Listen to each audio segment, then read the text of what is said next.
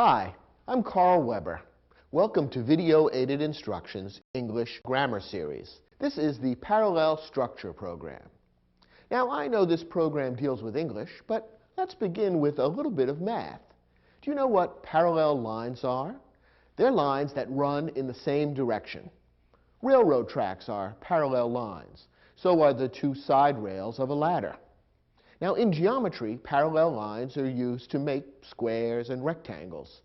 In English grammar, we don't use parallel lines, but we do use parallel words and groups of words when constructing sentences. Parallelism refers to using words and groups of words that run in the same direction. In other words, words, phrases, and clauses that have the same grammatical form. As you'll learn in this program, some kinds of sentences require parallelism.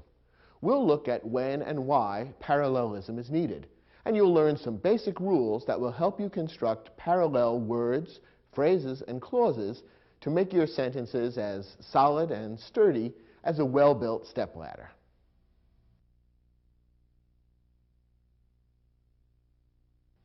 The basic principle of parallelism is fairly simple. Here it is in a nutshell. Parts of a sentence that have similar meanings should be written in grammatically similar forms. Now, this principle is simple, but the specific applications of the principle are varied and somewhat complex.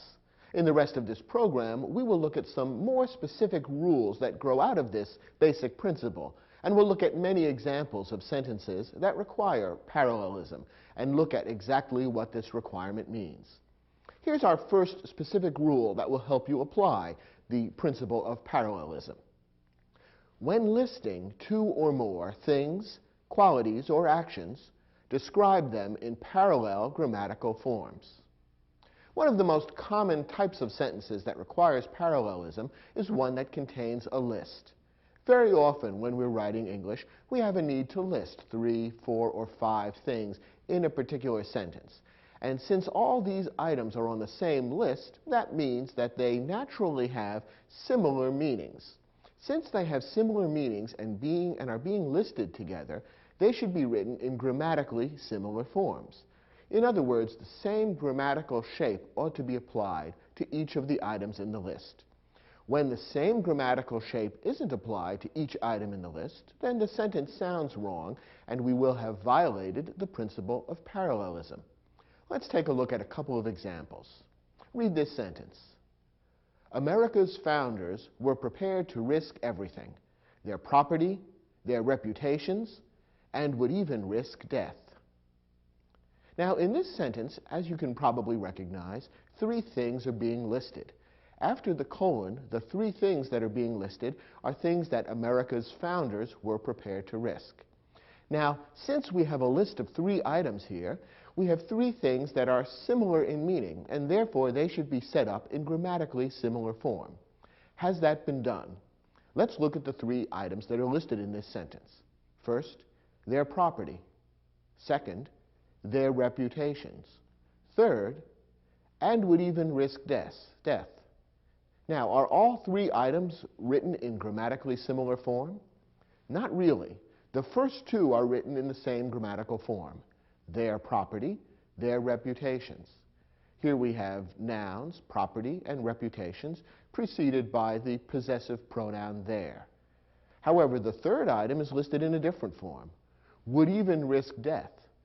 Suddenly, a verb has been inserted, would risk, and this changes the grammatical form. So the 3 items, even though they have similar meanings, are not being set up in grammatically similar form. Instead, that third item should be changed to match the other 2 in grammatical form. Since the first 2 items read their property, their reputations, the third item should read their lives. After all, that's what's being risked, their property, their reputations, and their lives. Notice that we have to change it from death to lives to make it parallel both in meaning and in grammatical form. So the correct sentence following the principle of parallelism ought to read, America's founders were prepared to risk everything, their property, their reputations, and their lives. If you want to emphasize the importance of that third item, you could use the adverb even and insert that as well without violating the principle of parallelism. You would simply be emphasizing that this third item in the list is the most important and dramatic of all. And the sentence could read, America's founders were prepared to risk everything, their property, their reputations, and even their lives. This sentence now fits the principle of parallelism, which applies whenever a sentence contains a list of similar items. Here's another example. A Marine recruit is expected to be physically fit, psychologically tough, and mature in his emotions. Now, once again, the sentence contains three items that are similar in meaning. And once again, the principle of parallelism has been violated. The first two items are written in grammatically similar form. Physically fit, psychologically tough. In both of these phrases, we have an adjective, fit and tough, preceded by an adverb, physically fit, psychologically tough. However, let's look at the third item in the list. Mature in his emotions is written in a different grammatical form. We do have the adjective mature, which describes what a Marine recruit is expected to be, but rather than being preceded by an adverb, like physically or psychologically, instead the adjective mature is being followed by the prepositional phrase in his emotions. Therefore, this third item in the list sounds different from the other two. It isn't set up in the same grammatical form. So once again, the principle of parallelism has been violated. We need to make a change to correct this sentence. How could you do it? Well, there's actually more than one way to correct it. Probably the easiest way to correct the sentence is to change the third item in the list so that it matches the other two. We could therefore rewrite that third item so that it contains an adjective preceded by an adverb. Now, if we want to do that, what would be the proper adverb to precede the word mature? Since the meaning of the sentence refers to mature in his emotions, it makes sense that the proper adverb to use would be emotionally. And the sentence would then read, a Marine recruit is expected to be physically fit, psychologically tough, and emotionally mature. Now the sentence fits the principle of parallelism. All three items that are being listed are set up in grammatically similar form. Now, in this case, we changed the third item to make it match the other two. We could also change the first two items to make it match the third if we wanted to. But then the sentence would contain longer phrases and would be a little less concise, and therefore wouldn't read quite as well. We could do that, however, if we want. The sentence could then read, a Marine recruit is expected to be fit in his physique, tough in his psychology, and mature in his emotions. I think you can see the sentence is a little less effective that way. It's more concise and therefore more effective to use the adverb-adjective form in all three items in the list. Either way is grammatically correct, however, because either way we would be following the principle of parallelism, which says that when items are being listed, we need to set them up in grammatically similar form. Here's another rule that will help you apply the principle of parallelism. Use parallelism to link related ideas and emphasize the relationships among them. Very often when we write English sentences, we are including two or more ideas in the same sentence that have some close relationship to one another.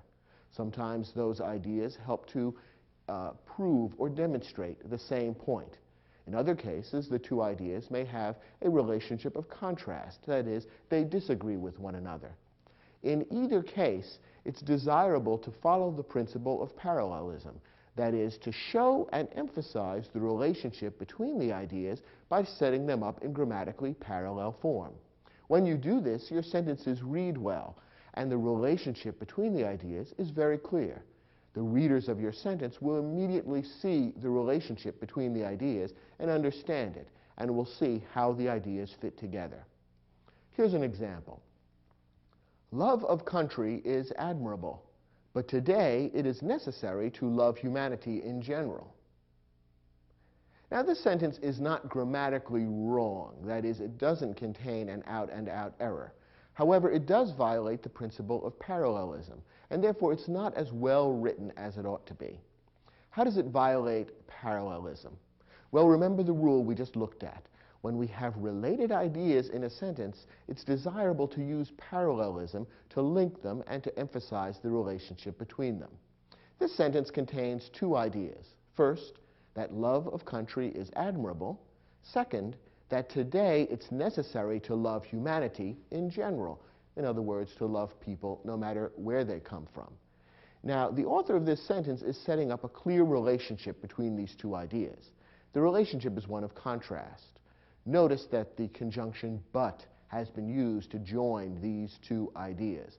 The author is trying to say, one thing is true, but today something else is also true. So here are two ideas that are closely related and have a contrast to one another. And both deal with love of various kinds. So the two ideas are clearly related, and yet they haven't been set up in grammatically parallel form. The first clause says love of country is admirable. The second clause doesn't refer to love of humanity. Instead, it changes the grammatical form and says it is necessary to love humanity in general. Therefore, the two clauses are not set up in grammatically similar form. However, it would be easy to rewrite the sentence to make the two clauses parallel or grammatically similar. And when we do this, the sentence becomes much more forceful, and the contrast between the two ideas becomes much more clear. Here's how we would rewrite the sentence to follow this principle of parallelism. Love of country is admirable, but today, love of humanity is necessary. When we rewrite the sentence this way, the contrast between two kinds of love has been emphasized. Love of country, love of humanity. And we're told that the first kind of love is admirable, but that today the second kind is necessary. So the contrast between the two ideas and the author's point becomes that much more vivid and that much more clear. And that's why parallelism improves the sentence. So remember the rule. When related ideas appear in your sentence, try to follow the principle of parallelism in order to link those ideas and emphasize how they're related to one another. Our third rule, again, is not specifically a grammar rule, but rather a rule that applies as a principle of good writing. When using parallel construction, build to a climax. What does this mean? Well, as we've seen, parallelism is used to link ideas, and it's often used in particular when ideas are being listed, when 2, 3, 4, or more items are being presented in sequence. Now, the basic rule of good writing is that when you're presenting a number of ideas in a sequence, it's best to end with the most interesting, most important, or most dramatic item. If instead you end with an item which is less important, less interesting, or less dramatic than the preceding items, suddenly your sentence will sound a little funny. The idea that you're trying to get across will come a little flat, and the reader may even be distracted by the fact that there's been a sudden fall off. Rather than a steady climb in emotion, we have a climb and then a sudden decline, which is very distracting. It can be used for comic effect, but not when you're trying to write a serious sentence. Here's an example of a sentence that violates this rule of building to a climax. Visitors to America's heartland fall in love with the fields of waving grain, the endless skies, and the giant hamburgers. Now, if the author of this sentence was trying to write a humorous essay or make a funny remark, it might work, because the third item in this list, the giant hamburgers, sounds much less grand and exalted and serious than the first two, the fields of waving grain and the endless skies. Rather than building to a climax, this sentence gradually builds and then suddenly falls flat on its face, with the rather comic image of giant hamburgers being thrown in alongside the grandeur of American landscapes. So the author of this sentence has not built to a climax, but instead has fallen down at the last moment, and therefore the sentence sounds rather funny.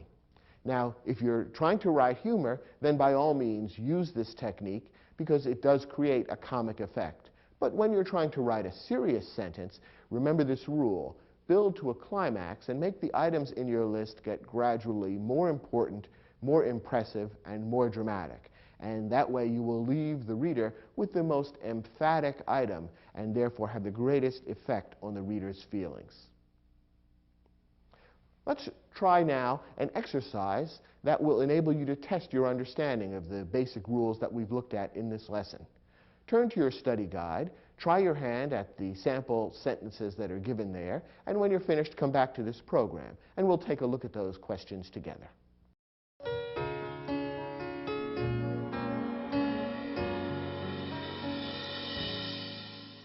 Now, we gave you 5 sentences, some of which have errors in parallelism. Your job was to detect whether there is an error in parallelism in the sentence, and if so, figure out how to correct it. Let's take a look at the first example. Just as Darwin revolutionized biology with his theory of evolution, Einstein's theory of relativity revolutionized physics. Now, this sentence demands parallelism because it contains 2 closely related ideas. Here, the 2 ideas are related because they describe similar happenings. The first clause, the first half of the sentence, talks about Darwin revolutionizing biology with his theory of evolution, and in the same way, we are told, Einstein's theory of relativity revolutionized physics. So in both clauses, similar revolutionary happenings in a particular branch of science are being described. So we have closely related ideas which ought to be described in grammatically similar form. Now, has that been done in the sentence the way it's written? The answer is no. The principle of parallelism has been violated. Look at the difference between the 2 clauses. The first clause says, Darwin revolutionized biology with his theory of evolution. The clause begins with the name of the scientist, Darwin, and it ends with the prepositional phrase, with his theory of evolution. The second clause is not set up in the same way. It doesn't begin with Einstein. Instead, it refers to Einstein's theory of relativity, and the clause does not end with a prepositional phrase. To make the 2 clauses parallel would strengthen the sentence by making the relationship between the 2 ideas that much more clear. Why don't we rewrite the second clause to make it match the first clause grammatically? Just as the first clause begins with the name of the scientist, the second clause should begin with Einstein. The first clause says Darwin revolutionized biology. Let's make the second clause read Einstein revolutionized physics. And then we'll end that second clause with a prepositional phrase, just as the first clause ends with a prepositional phrase. So the rewritten sentence, which would follow the principle of parallelism, would read, just as Darwin revolutionized biology with his theory of evolution, Einstein revolutionized physics with his theory of relativity. Notice how the sentence seems clearer and crisper. The ideas and their relationship become that much clearer when the principle of parallelism is followed. Let's take a look at the next example. Coach Jabbar demands 3 things of his players: hard work, that they have personal integrity, and self-discipline. Now, here we have a list of 3 things, the 3 things that Coach Jabbar demands of his players. And whenever 3 or more things are being listed, we want them to be set up in grammatically parallel form. Has that been done here? No, not quite. The first and third items in the list look similar grammatically: hard work, self-discipline. Here we have nouns preceded by an adjective: hard work, self-discipline. Self-discipline is a hyphenated word, but in effect it's the same form, an adjective preceding a noun. However, the second item in the list is not set up in the same way. Instead, it's a clause, that they have personal integrity. If we want to make all 3 items grammatically parallel, we'd like to change that second item so that it matches the first and the third items. And actually, that's easy to do. Remember, the first and third items in this list both consist of an adjective followed by a noun. We can easily change the second item into that same form, adjective followed by noun, simply by using the words personal integrity. So the corrected sentence would read, Coach Jabbar demands 3 things of his players: hard work, personal integrity, and self-discipline. Doesn't the sentence sound much crisper and more forceful when it follows the rule of parallelism? I think so. Let's look at the next example. Thrilled by the discovery of gold at Sutter's Mill, thousands of prospectors rushed to California, traveling by boat, by covered wagon, and walking. Once again, we have a list of 3 items in this sentence. And since all 3 have similar meanings, all 3 should be set up in grammatically parallel form. But once again, the rule has been violated, which means once again we'll have to make a change to correct the sentence. The 3 items that are listed are the 3 ways that prospectors traveled to California at the very end of the sentence: by boat, by covered wagon, and walking. Now, the first 2 items are in similar grammatical form. We have the preposition by, followed by the mode of transportation: boat, covered wagon. However, the 3rd item in the list is not in the same grammatical form. Rather than beginning with a preposition followed by the mode of transportation, instead we have what's called a gerund, an ing form of the word, walking. That's not the same grammatically, and therefore it doesn't seem to fit with the other 2. Parallelism has been violated. What could we do to change that 3rd item so that it's as similar as possible to the other 2, so that it begins with the preposition followed by the mode of transportation? Could we say by walking? Yes, but that doesn't sound quite right. A more common or idiomatic prepositional phrase that describes walking somewhere would be on foot. So that would probably be the best way of rewriting this 3rd item. Notice that the preposition is different. The first 2 items would have the preposition by, while the 3rd item would have the preposition on. But nonetheless, it sounds parallel because in each case you have a preposition followed by the mode of transportation. So one good way of correcting this sentence would be to end it with the phrases by boat, by covered wagon, and on foot. And that would give us the feeling of parallelism that we're looking for by having 3 items all set up in the same grammatical form: a preposition followed by the mode of transportation. The exact word doesn't always have to be the same as long as the grammatical structure or form is the same. That's what parallelism is all about. Let's look at our next example. Each of these 3 poets is admired for a different quality: Milton for his grand rhetoric, Shakespeare for his sweeping vision, Chaucer for his simple humanity. Once again, 3 items have been listed here. Now, have they all been set up in grammatically similar fashion? That is, has the principle of parallelism been followed? Well, the answer is yes. This sentence doesn't contain an error. Let's take a look at how the writer of this sentence was careful to follow the principle of parallelism. He's listing 3 poets and the quality for which they are admired. And let's look at how each of these phrases was set up and notice how parallelism was maintained.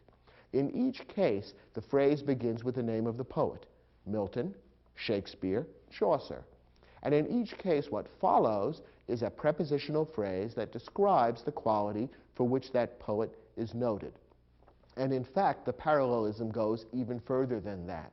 Within the prepositional phrase, the author has been careful to follow the same grammatical setup, that is, by ending the prepositional phrase with an adjective and a noun: grand rhetoric, sweeping vision, simple humanity.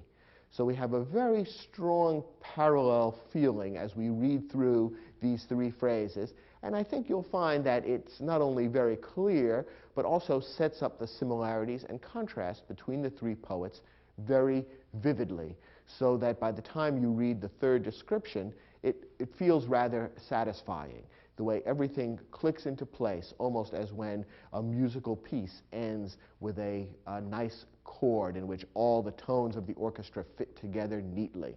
The sentence reads clearly and vividly because parallelism has been followed so effectively. So this is the sentence in our exercise that doesn't need any correction. It's perfectly correct as written because the author has been very careful about parallel structure. One more example. I agree with Hung Wei's political views, but his way of expressing them is something I don't agree with. Now, this sentence is not really bad, but it is less effective than it could be because it violates the principle of parallelism. Let's take a look at how it could be improved. Here we have two related ideas. They're related by contrast. The first idea differs from the second idea. In the first idea, the author is describing something that he agrees with about Heng Wei, namely his political views. The second clause is describing something the author doesn't agree with, namely the way Heng Wei expresses them. So we have two ideas that are in contrast to one another. The author agrees with one, disagrees with the other. Now, the relationship between the ideas and the contrast between them would become much clearer if parallel structure would be used. And again, it's easy to revise the sentence to make that the case. Let's rephrase the second clause so that it matches the first grammatically. The first clause says, I agree with Heng Wei's political views. How would we begin the second clause to make it as similar as possible grammatically? Well, the first clause begins, I agree. Why not begin the second clause with, I disagree? Then the rest of the clause is easy to write. The revised sentence could simply read, I agree with Heng Wei's political views, but I disagree with the way he expresses them.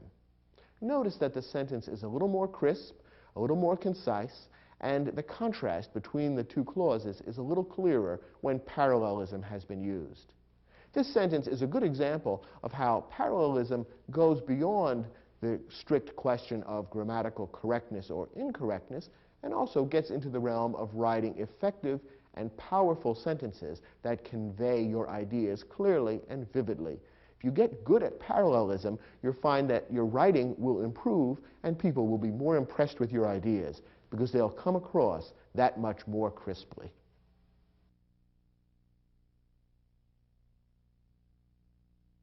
Okay, we've seen that parallelism is necessary when a sentence contains a list of similar items or when it contains ideas that are closely related to one another.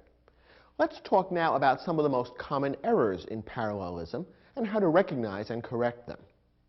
Sometimes the best way to recognize problems in parallelism is with your ear. Sentences with parallelism problems will often sound a little funny.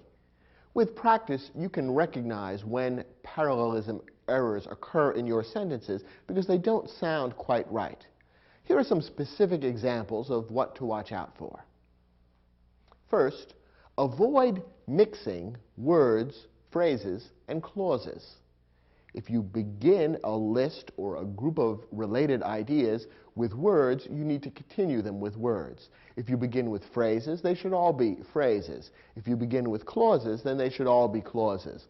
Problems arise when writers switch between words and phrases or between phrases and clauses.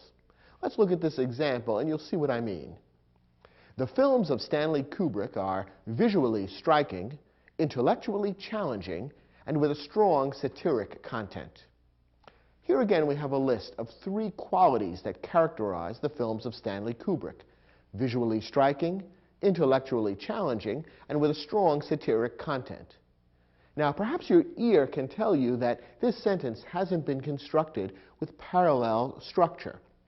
The 3 items in the latter part of the sentence aren't set up in similar or parallel grammatical form.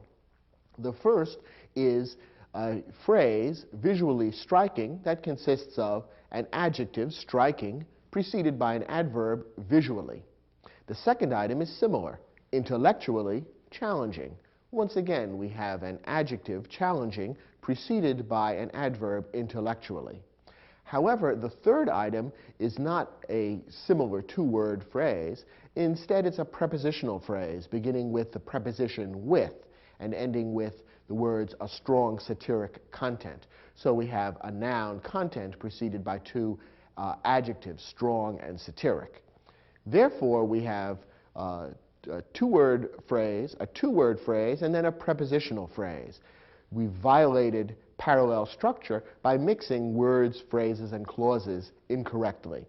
To correct this sentence, we would want to change the third item in the list and make it match the other 2 by making it a simple 2-word phrase consisting of an adjective preceded by an adverb.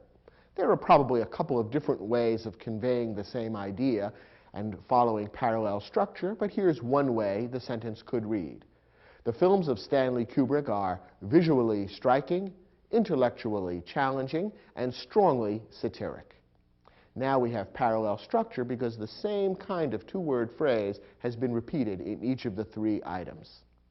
Here's another example.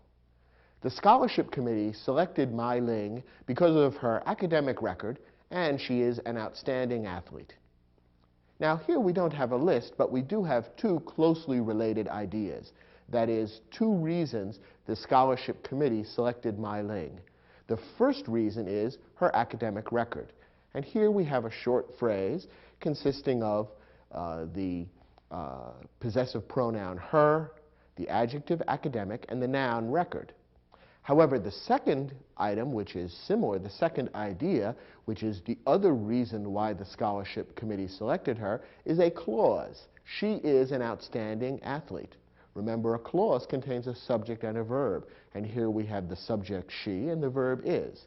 So we have a phrase matched with a clause, and the two just don't match. They aren't parallel to one another. Once again, we'll need to rewrite one of these in order to create parallelism, and we could change either one. Let's change the second one and turn it into a similar phrase, similar to her academic record. Again, there's probably more than one way of writing this, but here's one way of correcting the sentence that would make it parallel. The scholarship committee selected Mai Ling because of her academic record and her athletic accomplishments.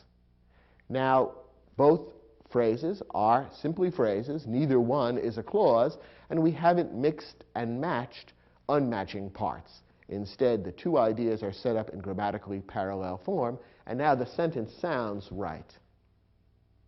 Here's another hint as to what to look for to avoid an error in parallelism. Avoid mixing gerunds and infinitives. Actions are often described using either the gerund form of a verb or the infinitive form of the verb. The gerund form of a verb ends in ing, and a gerund can often be used basically as a noun, describing a particular kind of action. The infinitive form of the verb is the simple or base form of the verb. It sometimes is used with the word to. And the infinitive form of a verb can also be used more or less as a noun to describe a kind of action. So both gerunds and infinitives can be used in a similar way in a sentence, but they sound different. They are grammatically not parallel, and therefore to mix them with one another in a list or when similar ideas are being presented would create a parallelism error. Here's an example. My favorite outdoor activities are camping, fishing, and to hike. Perhaps your ear can pick up on the parallelism error here. Three activities are being listed here. The first two are described by using the gerund form of the verb, the ing form, camping, fishing. In both cases, we've taken the verb to camp or to fish, added ing at the end, and it becomes a gerund, which we can treat as a noun, a name of a particular kind of activity. However, the third item in the list has been described not using a gerund, but using an infinitive, the base form of the verb, in this case with the word to in front of it. Now, to hike can be used as a noun, and therefore it's correct in and of itself, but it's being mixed and matched incorrectly here, matching an infinitive with two gerunds. And therefore, we've violated the principle of parallelism, and that's why the sentence sounds a little weird. The easy way to correct it would be to change that third item in the list so that it's also a gerund. And the sentence could then read, my favorite outdoor activities are camping, fishing, and hiking. Here's another tip as to what to watch out for to avoid a parallelism error. Avoid mixing active verbs and passive verbs. Now, active and passive verbs can both express similar ideas, but they are grammatically different. Most sentences are written with active verbs. In an active verb, the subject of the verb is the one who is doing the action. When a passive verb is used, the subject of the verb receives the action. So, for example, if I say, I cut my leg, I'm using an active verb because the subject of the verb cut is I. I am the one doing the action. On the other hand, if I set up that same idea using a passive verb, I might say, my leg was cut. Notice the difference. My leg is the subject of the verb, and it is receiving the action of being cut. That's the difference between an active verb and a passive verb. Now, both active verbs and passive verbs are perfectly correct, and depending on what idea you're trying to convey, you may want to choose one or the other in a particular sentence. However, it's generally not a good idea to mix active and passive verbs in the same sentence, and in particular, when you're describing ideas that are similar, related, or parallel to one another, you want to avoid mixing active and passive verbs. The result, if you do mix them, would be a sentence that doesn't sound right. There will be a lack of parallelism, and the reader will think, there's something a little odd about this sentence, even if the reader can't identify it grammatically. Let's take a look at this example. When making an apple pie, first slice the apples, then they should be mixed with sugar and lemon juice. Now here, two actions that are part of the process of making an apple pie are being described: the slicing of the apples and then the mixing of the apples with sugar and lemon juice. The problem is that the first verb here is an active verb, slice the apples, in which you, the actor, are doing the action, you're slicing. But in the second clause, the verb is set up in passive form. They should be mixed with sugar and lemon juice. They, the subject of the verb, is the apples, and they are passively receiving the action of being mixed. So in this sentence, we've mixed more than just apples, sugar, and lemon juice. We've mixed active and passive verbs. And that's why the sentence doesn't sound quite right. To correct this sentence, you'd want to make both verbs parallel. And generally speaking, when all things are equal, it's usually better to use an active verb rather than a passive verb. So my recommendation for correcting this sentence would be to change the second clause so that it contains an active rather than a passive verb. Making the two verbs match would give us a sentence that reads like this: when making an apple pie, first slice the apples, then mix them with sugar and lemon juice. Notice how the sentence becomes a little more crisp, a little more concise, and also a little clearer when the two verbs in the sentence are made to match, when both are active rather than having one active and one passive. And here's one more tip that will help you avoid a common error in parallelism. Sentence elements linked with the coordinating conjunctions either or, neither nor, and not only but also should be grammatically parallel. Now, you remember that conjunctions are words, usually short words, that link other things in the sentence. Sometimes they can link words, sometimes phrases, sometimes clauses. One particular type of conjunction is the coordinating conjunction, which actually consists of two words. The two words in a coordinating conjunction are always used together to link different parts of the sentence. And when coordinating conjunctions are used, what follows each of those words should be grammatically parallel. So whenever you say either or, what follows either should be grammatically similar to what follows or.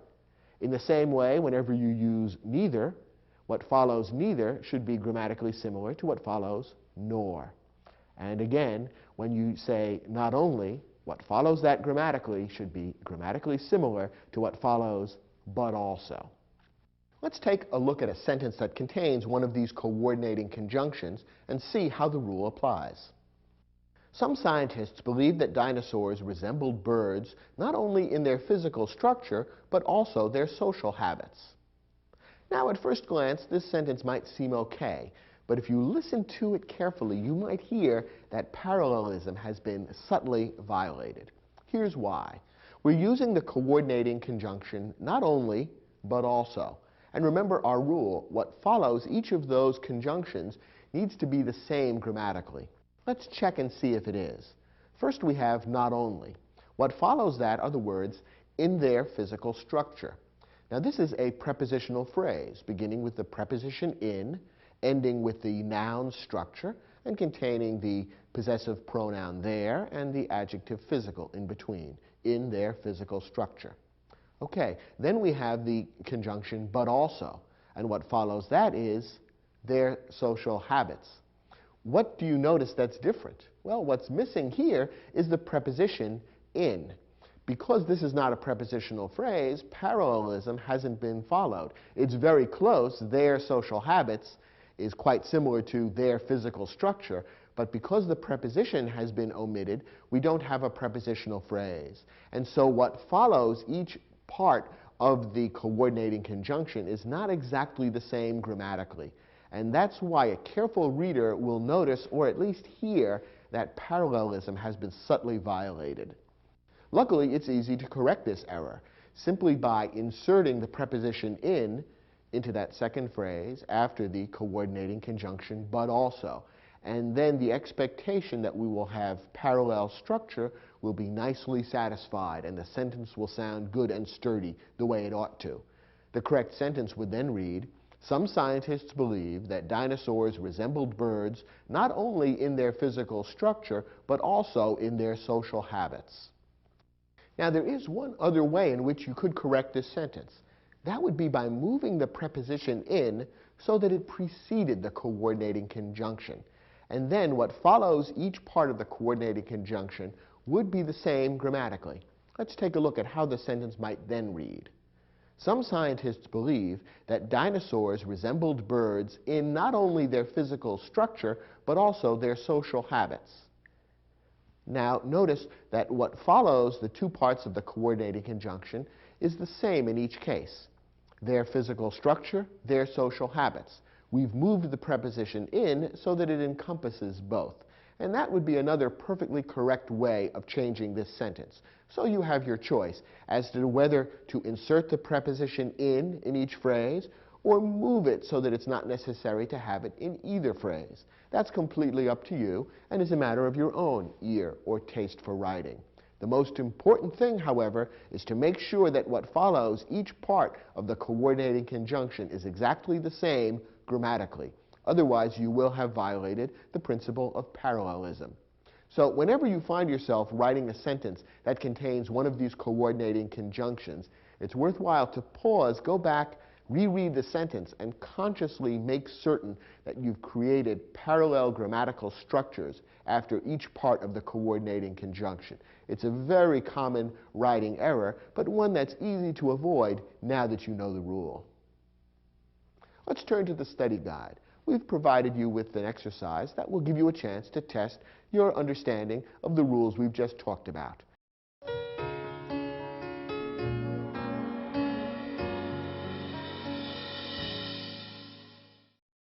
Our first sentence contains a list of 3 activities that were done on a vacation, but you'll notice that the principle of parallelism has been violated. Let's see how we could correct this sentence.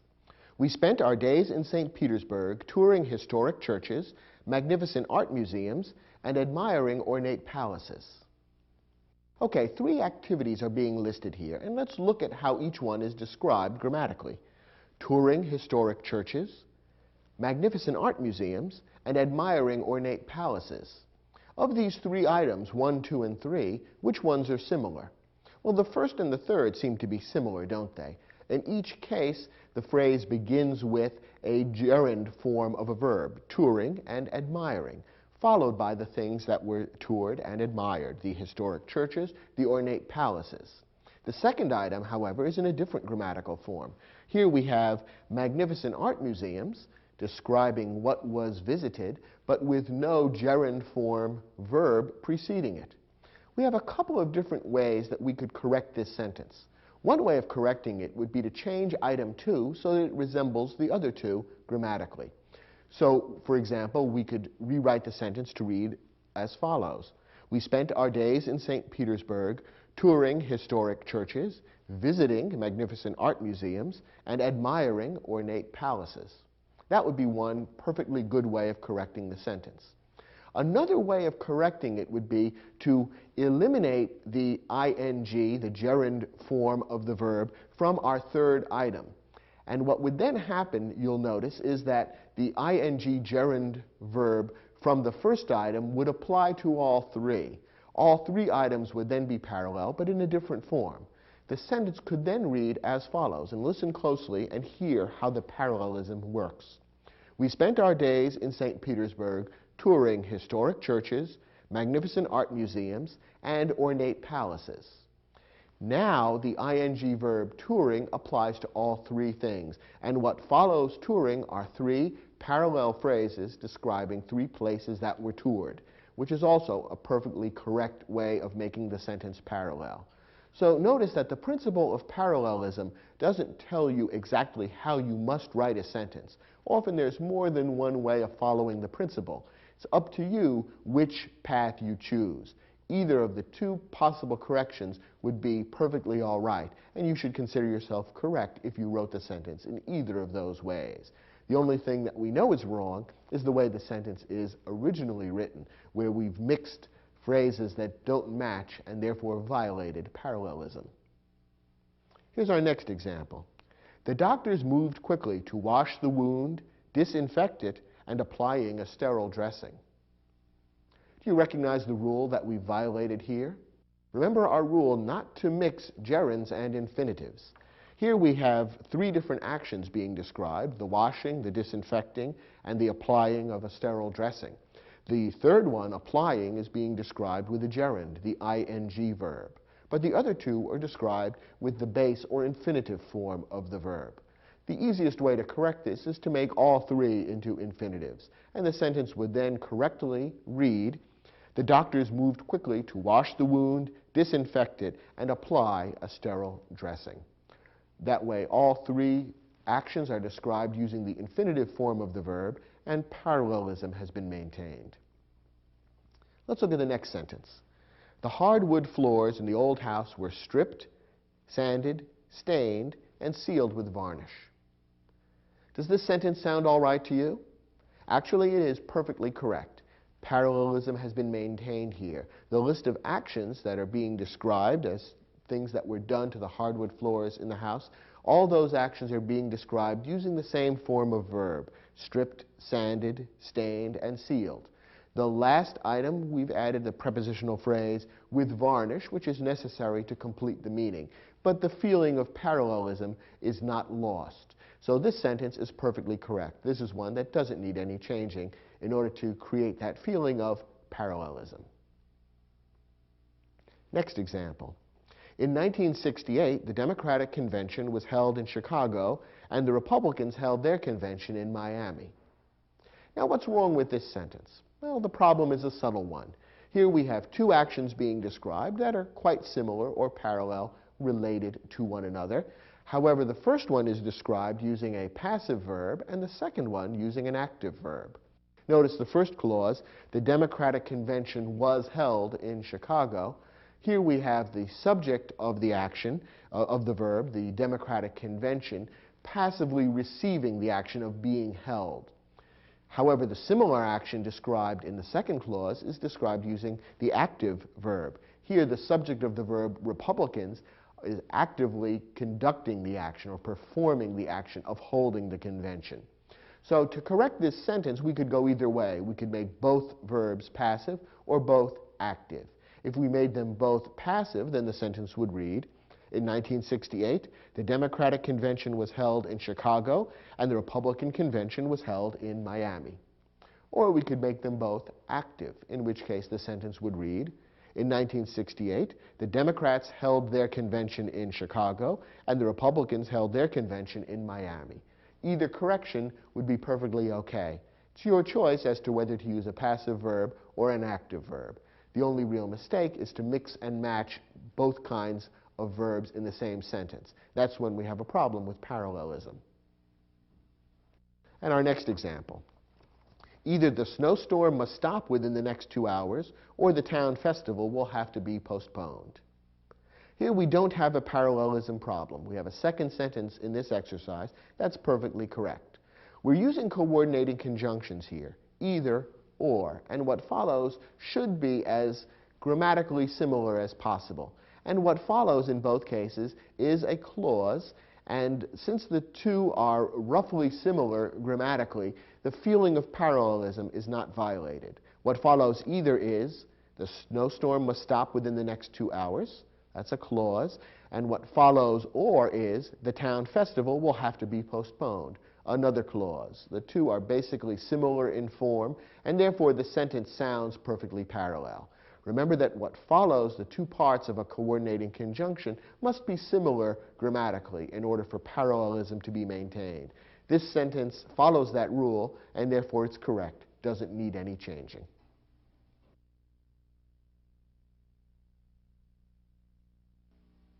Well, so far we've looked at some of the basic rules about using parallelism correctly. In this lesson, we're going to scale some of the heights and get into one of the more difficult aspects of parallelism, namely using ellipsis. Now, ellipsis is when certain words are omitted from a sentence. Ellipsis is used to avoid needless repetition. Now, when a word or a group of words is used more than once in the same sentence, the word or group of words may sometimes be omitted, but this must be done correctly.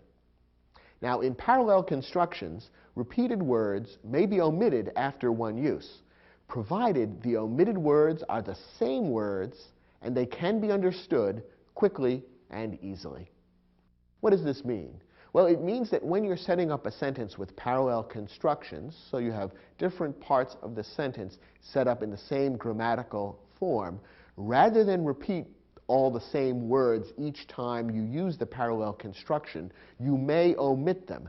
However, it has to be done in accordance with this rule that the omitted words are the same words and can be understood quickly and easily.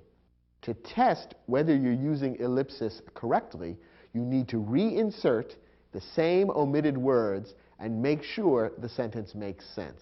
If it does, and if the missing words can be understood quickly and easily, then the sentence is okay and you've used ellipsis correctly. Otherwise, you need to rewrite the sentence. Let's take a look at a couple of examples that may make this rule a little more clear. Here's a sentence in which ellipsis has been used correctly.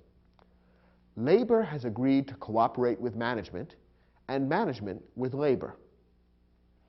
Okay, here we have a sentence that has two closely related ideas. Labor has agreed to cooperate with management, and the same is being done in reverse by management with labor. Two closely related ideas which are being set up in parallel form. However, in order to save space and to avoid unnecessary repetition, the author has left out some of the words from the second example of the parallel construction. In other words, the author of this sentence is employing ellipsis. After all, if you think about it, the sentence, when fully filled out, if the ellipsis were eliminated and the omitted words were reinserted, the sentence would read, labor has agreed to cooperate with management, and management has agreed to cooperate with labor. That's what the sentence is saying. And when we fill out the parallelism and plug the omitted words back into the second half of the sentence, we see that we have parallel structures. The two halves of the sentence are written in exactly the same grammatical form. Now, notice that when we reinserted the omitted words into the second half of the sentence, it did make sense. It was grammatically clear and understandable. And I think that when the words are omitted, the sentence can still be understood quickly and easily. Therefore, this sentence passes the test. It is a correct use of ellipsis because when the same omitted words are reinserted into the sentence makes sense. And when they are taken out, it can still be easily and quickly understood. So this is an example of good ellipsis. Labor has agreed to cooperate with management, and management with labor. The omitted words from the second half of the sentence still leave the sentence quite clear, and exactly the same words can be reinserted, and the sentence makes sense.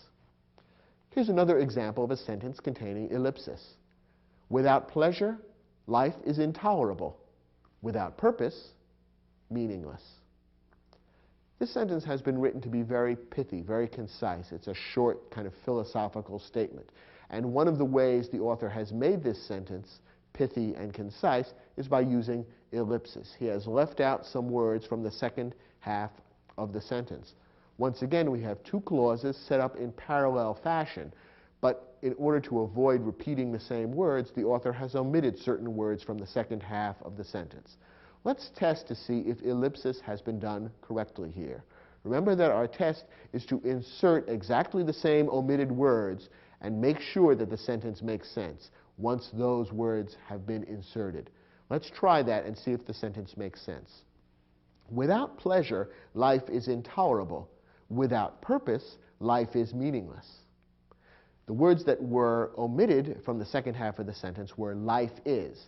When we reinsert exactly those same words into the second half of the sentence, it does make sense. And I think the sentence is clear and easy to understand without them. Therefore, once again, this sentence passes the ellipsis test. We've got two parts of the sentence with parallel construction, and the author is using ellipsis to make the sentence that much more pithy, concise, and short. And it's quite effective the way it's been done. And when we apply the test of reinserting the omitted words, the sentence still makes sense, so this is a perfectly correct use of ellipsis. Now, once again, to test ellipsis, you want to mentally complete all the clauses in the sentence and make sure that they're logically and grammatically parallel. If not, you have to revise the sentence to either fix the parallelism or rewrite it to eliminate the use of ellipsis. That is, simply fill in the ideas so that the sentence makes sense. It's very easy to make mistakes with ellipsis, as we'll see in a couple of examples now. Here's a sentence where the author is trying to use ellipsis to avoid repeating words, but when we try to apply the test, we see that it doesn't really work. For generations, fishing boats have and do navigate the waters of Chesapeake Bay. Okay, we understand what the author is trying to say. He's trying to say that fishing boats have navigated the waters of Chesapeake Bay for generations, and they still do that today. So there are two parallel ideas being described here. And they could have been written out in parallel structure clauses. Instead, however, the author is trying to use ellipsis to make the sentence shorter by leaving out the repeated words. However, does he pass the test of correct ellipsis? To test that, we have to plug in the same words that have been omitted and make sure that the sentence makes sense. Now, in the second clause here, we are told fishing boats do navigate the waters of Chesapeake Bay. That's the complete clause. When we try to insert the same words into the first half, suddenly the sentence doesn't really work. For generations, fishing boats have navigate or do have navigate. You see, when you try to insert those words, do navigate, into the first part of the sentence, we see it doesn't really work.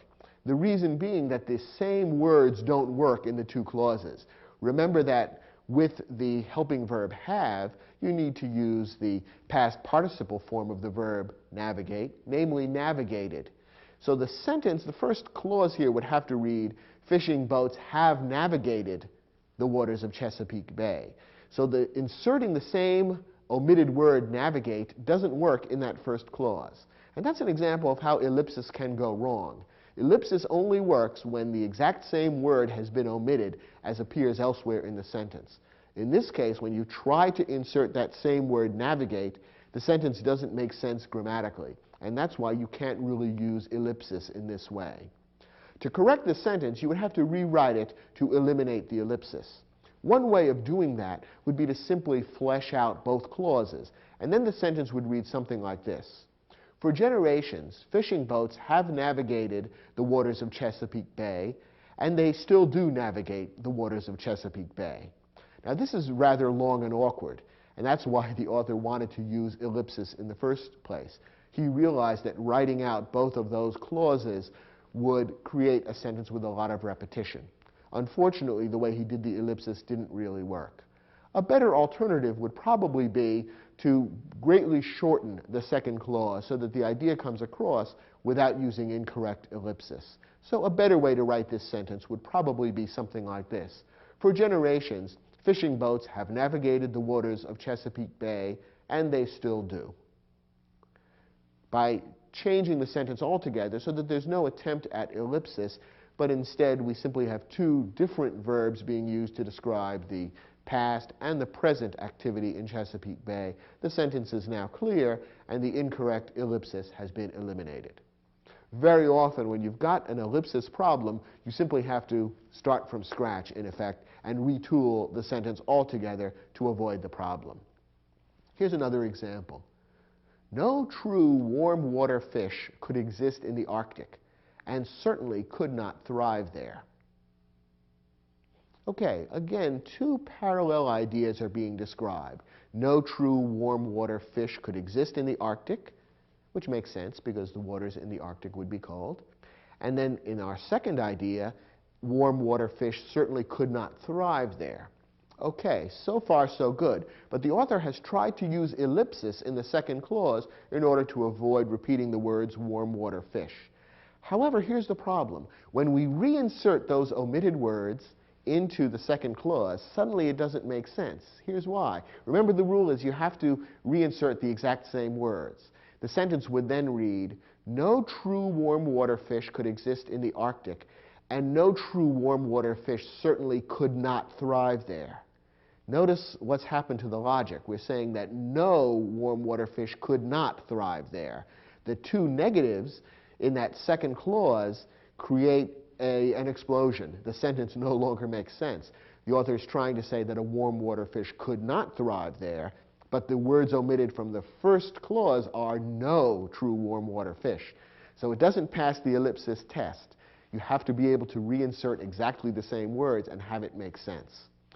So therefore, the ellipsis doesn't work here, and what you have to do is go back to the drawing board and really rewrite the sentence. One way of doing it, for example, might be, no true warm water fish could exist in the Arctic, and a warm water fish certainly could not thrive there. Once again, this is rather repetitious and lengthy and probably not the best way of correcting the sentence. So you might want to retool it even more and get rid of the no with which the sentence now begins and rewrite the sentence something like this. A true warm water fish could not exist in the Arctic and certainly could not thrive there. By making it a true warm water fish, now we've got words that could be inserted into that second clause and make sense. So now we've set up the sentence with an ellipsis, which does work. So remember, whenever you find yourself using an ellipsis, omitting a few words in order to save space in the sentence, make sure that the way you've written the sentence is such that the exact same words from one clause can be inserted in the other clause and still make sense. If not, you need to rethink the way you've written the sentence and either eliminate the ellipsis or make it correct. It's a rather tricky and subtle rule of correct writing in English, but a very important one, and one of the fine points in using parallelism correctly. Okay, let's take a look at an exercise that will give you a chance to test this rather subtle and difficult but important skill.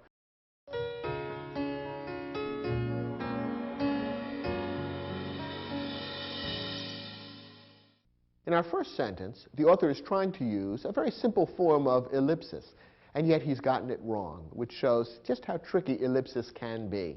Let's think about the different ideas the author is trying to convey here. In accordance with the First Amendment to the Constitution, no state has or may enact a law establishing an official state religion. Okay, the author is talking about the First Amendment to the Constitution and is saying that as a result, two things have happened. One is that no state has enacted a law establishing an official state religion, and second, no state may enact such a law.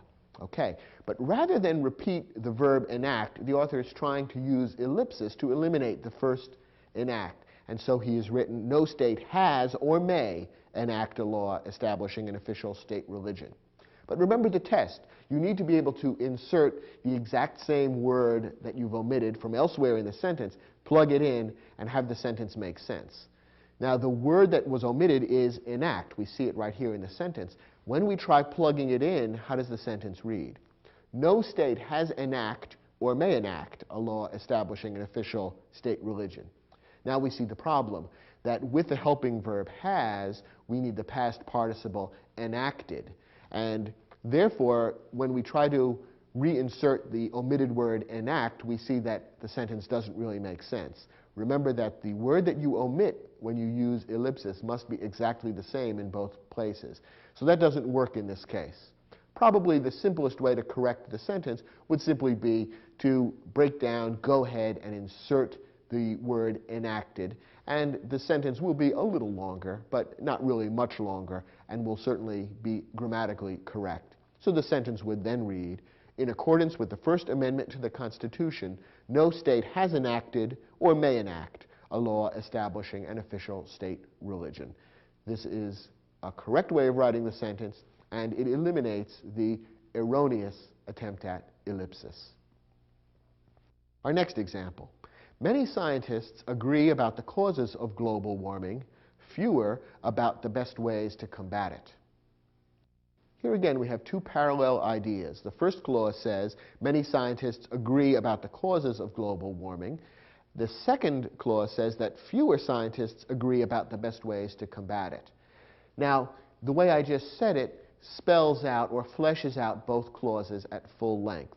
Perfectly understandable, but it's a little bit wordy. So the author of this version has tried to use ellipsis to shorten the sentence somewhat. Has he done the ellipsis correctly? Well, let's apply our test.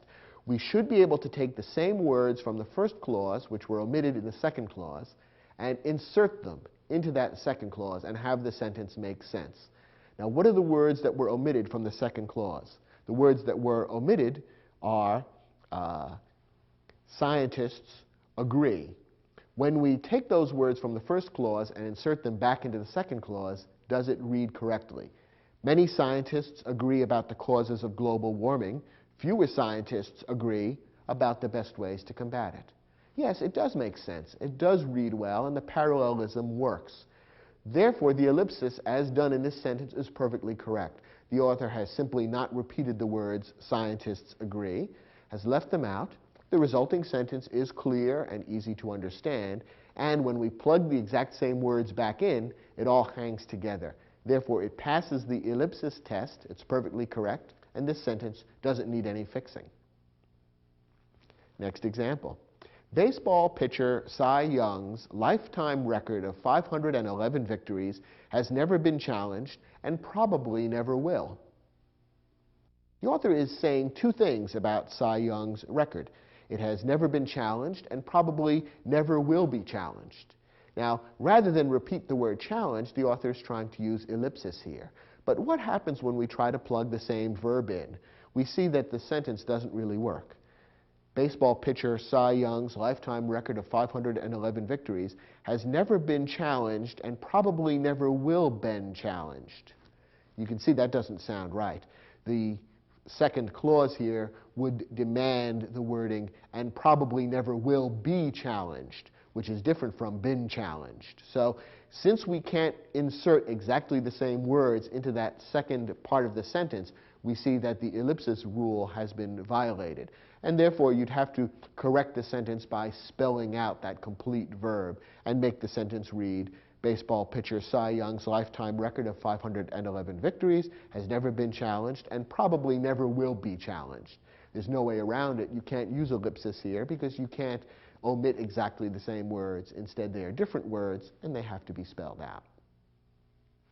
Next example.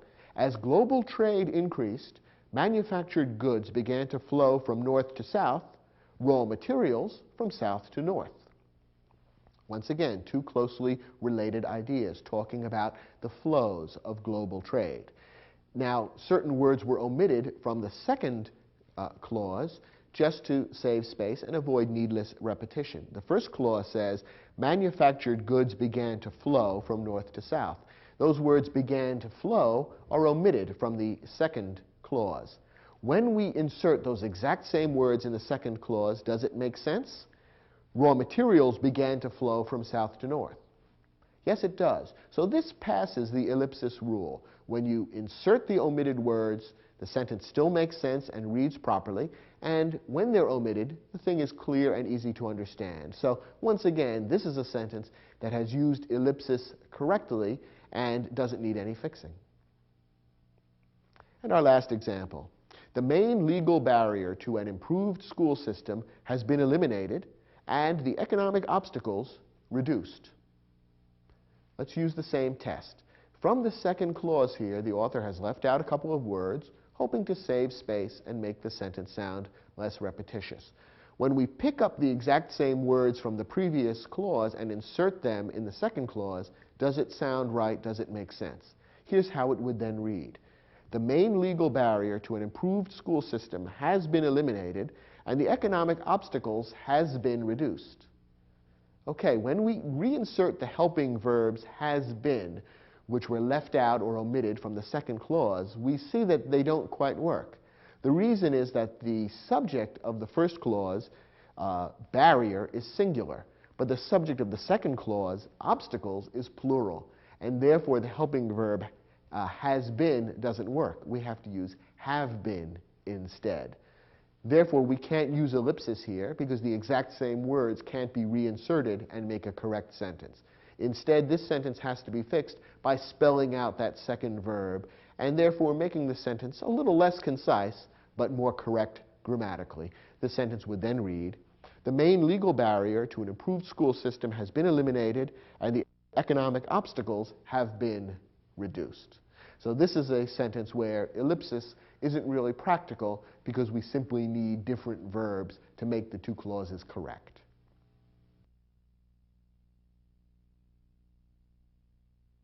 Well, now you're an expert on the subject of parallel structure. Actually, if you find this a particularly challenging aspect of writing in English, don't feel bad. Many native English writers and speakers have difficulty with this, and in fact, you'll probably find, if you read carefully in newspapers and magazines, a number of cases where professional writers make mistakes about parallel structure, because it can be rather tricky. In fact, when we get into the realm of parallel structure, as you've seen, we're moving beyond simple grammatical correctness into areas where topics such as logic and clarity become involved. Therefore, to use parallelism effectively, you really need to do more than just follow a couple of basic grammatical rules. Instead, you really need to think about what you're saying, to look at the relationships among the ideas that you're expressing in your sentences, and then make sure that the grammar mirrors and reflects those relationships clearly.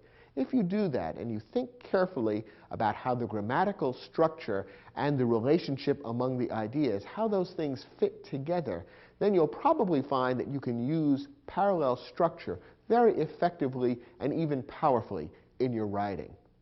Thanks for watching this program, and I'll look forward to seeing you out there for other programs in the Video Aided Instruction English Grammar Series.